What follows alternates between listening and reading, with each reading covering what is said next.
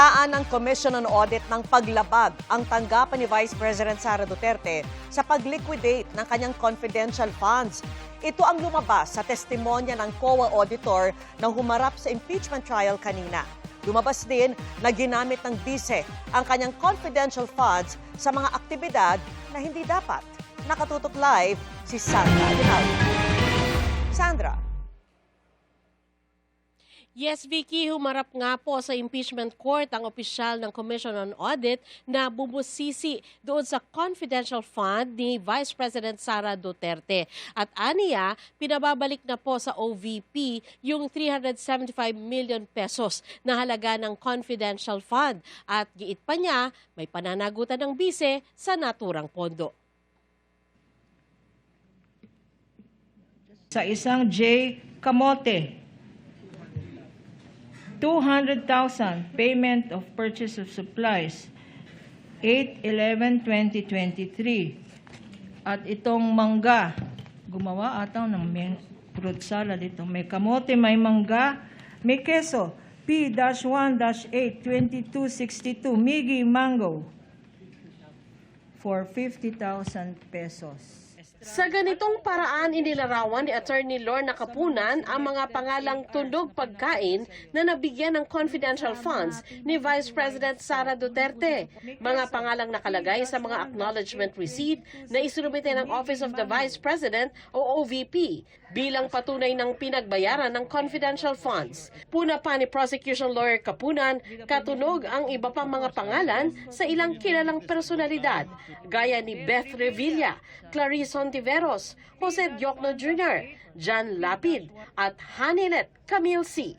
Pati Hart Santiago at Anong Pauco na tila kombinasyon ng tunay na pangalan ng misis ni Presiding Officer Senador Cheese Escudero. Isa sa napuna ng Commission on Audit o COA ang mga ginastosang aktibidad na hindi dapat ginamitan ng confidential funds. Christmas activity in Happyland, Tondo, Manila. Pasasalamat and update meeting TODA in Barangay Batasan Hills, Quezon City.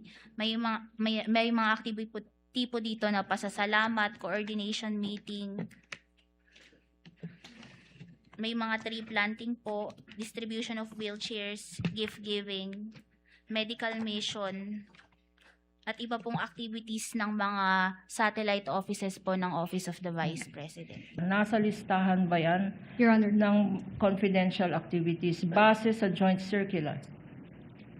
Based po dun sa enumeration kung saan gagamitin ang confidential fund, hindi po ito nakasama doon. Nakita rin na nangyari muna ang mga pinagkagastosang aktibidad bago pa makuha ng OVP ang pondo. Sabi ni State Auditor Zailin May del Campo, hindi pwede ito. Ipinakita rin sa pagdinig ang mga acknowledgement receipts para naman sa confidential funds ng Department of Education. Sa panuntunan kasi ng COA, tanging ang Special Disbursing Officer ng ahensya ang maaring mag-release ng pondo. Sa kaso ng DepEd, ito ay si Edward Fajarda. Pero ipinakita sa pagdinig ang mga acknowledgement receipts na pare-pareho ang petsa ng pagre-release ng pondo sa magkakaiba at magkakalayong lugar. Tanong ng prosecution, paano daw ito nagawa ng iisang tao lang sa loob ng isang araw? Kasi nung binabasa ko to, no? Kasi ako, Marvel Comics ang binabasa ko. Superman ang favorite ko. Kung hindi man Superman, ang isang SDO, kaya ba niyang puntahan? Sa palagay mo, Your Honor, please. lahat na ito. Your Honor, please. Yes, Counsel for Respondent. The question is speculative, Your Honor. What is speculative about Superman? He can fly anywhere It's a in one day. hypothetical question. Counsel, move on. Move I on, will Counsel. move on, Your Honor. Halimbawa, sa petsang March 15, 2023, base sa mga sinumiting acknowledgement receipt sa COA, 22 na tao ang binayaran sa Quezon City, Olongapo, Laguna, Cavite, Zamboanga City, Surigao del Norte, at iba pa sa loob ng isang araw. Ang may pananagutan daw dito, sabi ni Del Campo, 4 na opisyal ng DepEd sa pangunguna ni Vice President Sara Duterte bilang kalihim noon ng departamento. Sara Duterte, Vice President, may pananagutan. Opo, tama po. Bakit? Anong nature ba ng pondo na yan? Kasi po ito is pondo ng bayan po. Sa testimonya rin ni Del Campo, sinabi niyang nakitaan nila ng violation o paglabag ang Office of the Vice President.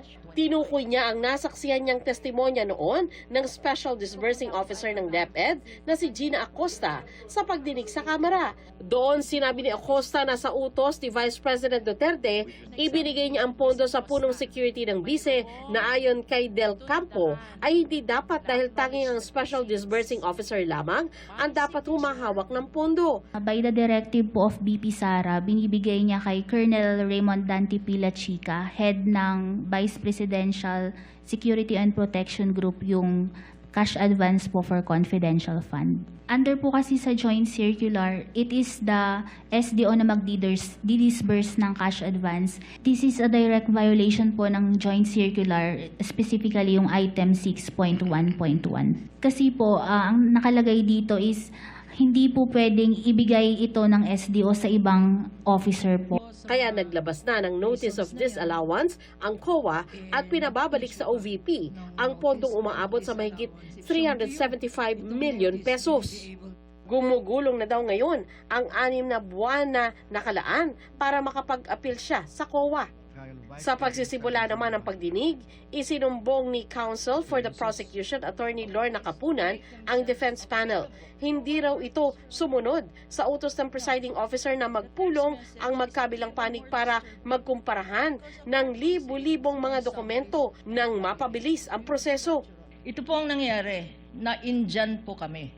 There is bad faith, Your Honor. Sagot ng depensa, hindi naman raw kailangan pang gawin ang pagpupulong. There's no need for us to actually compare the exhibits that a witness can testify based on the summary. Tinanggap naman ito ni Escudero. Hindi ka, Attorney Lorna, ininjan, baka ginost ka. Kasi hindi ka sinagot eh. Pero hindi ka ininjan, wala namang pinag-usapan date pa eh. Inignore. Ghost na nga eh. Ghost Ginost, na bago ngayon. ginost. Vicky, bukas ay inaasahan naman na sasalang sa cross-examination itong si Del Campo at ang magtatanong naman po sa kanya ay abogado ni Vice President Sara Duterte. Vicky? Maraming salamat sa iyo, Sandra Aguinaldo.